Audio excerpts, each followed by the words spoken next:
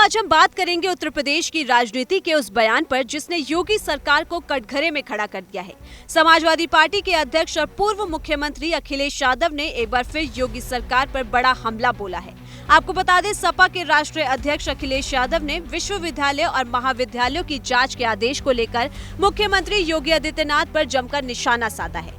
सपा प्रमुख ने जांच को TIR यानी कि थ्रू इन्वेस्टिगेशन रिपोर्ट नाम देते हुए इसकी तुलना भारत निर्वाचन आयोग के SIR यानी कि स्पेशल इंटेंसिव रिव्यू से करते हुए कहा कि मुख्यमंत्री जी जांच के आदेश दे रहे हैं तो सभी विश्वविद्यालयों के कुलपतियों और परीक्षा घोटालों की भी जांच करें। वहीं सपा प्रमुख ने कहा कि भाजपा सरकार ने शिक्षा व्यवस्था को बर्बाद कर दिया है। भाजपा की गलत नीतियों ने छात्रों, नौजवानों का भविष्य खराब कर दिया है।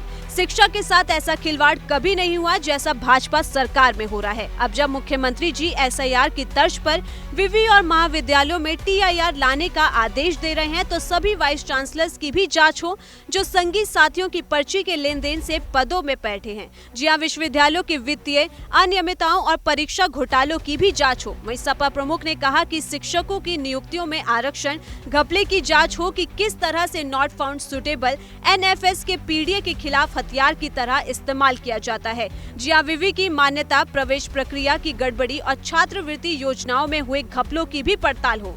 फर्जी डिग्री विवाद और निजी विवि में लगे सत्ताधीशों के काले धन की भी जांच होनी चाहिए। उन्होंने कहा कि अच्छा हो कि जांच की निष्पक्षता, विश्वसनीयता और पारदर्शिता का आदर्श प्रस्तुत करने के लिए जांच वहां से शुरू हो जहां की कर्ता-धर्ता स्वयं माननीय मुख्यमंत्री जी हैं। जी हां, सपा प्रमुख ने कहा कि भाजपा सरकार के एजेंडे में शिक्षा, नौकरी और रोजगार नहीं है। अगर ये होता तो वह 27,000 प्राथमिक स्कूलों को बंद नहीं करती।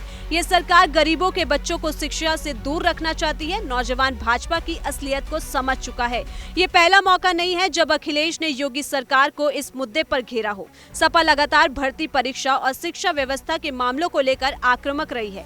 वहीं सपा का कहना है कि भाजपा सरकार जांच के नाम पर सिर्फ विपक्षी संस्थानों और नेताओं को बदनाम कर रही है, जबकि जिन मामलों में सरकार खुद कटघरे में है वहां लीपापोती की जा रही है। भाजपा की ओर से सरकार का तर्क है कि विश्वविद्यालयों की जांच निष्पक्ष और पारदर्शी होगी।